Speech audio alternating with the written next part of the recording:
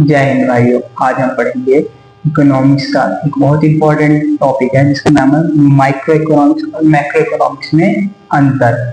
ये बहुत आता है पेपरों में, मतलब 11th में, बीए में, 12th में भी पूछा जाता है और ये रिपीटेड क्वेश्चन है। आज तक ये नहीं हुआ है कि किसी साल पूछा नहीं गया हो।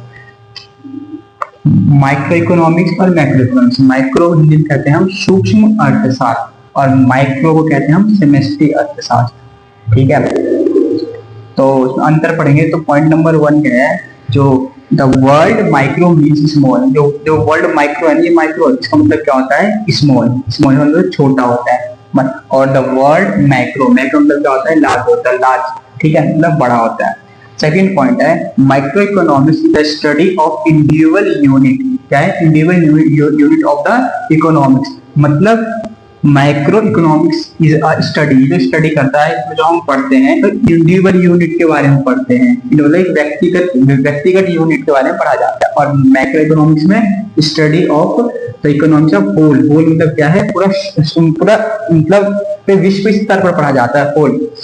ठीक है, इसमें क्या होता है, इसमें डिमांड और सप्लाई इसका मेन क्या टूल होते हैं। जो माइक्रो इकोनॉमिक्स का डिमांड और सप्लाई क्या होता है, इसका मेन टूल होता है। और इसका क्या है, एग्रीगेट डिमांड और एग्रीगेट सप्लाई इसका मेन टूल होता है। चौथा पॉइंट हमारा, इसके अंदर जो स्टडी करा जाता है वो इंडिविजुअल प्राइस और इंडिविजुअल इनकम का करा जाता है। और इसके अंदर स्टडी करा जाता है वो ओवरऑल प्राइस और नेशनल इनकम के बारे में अध्ययन करा जाता है। जैसे इंडिविजुअल प्राइस, जैसे हाउस होल्ड हो गए और फर्म्स हो गए, इंडस्ट्रीज हो गए।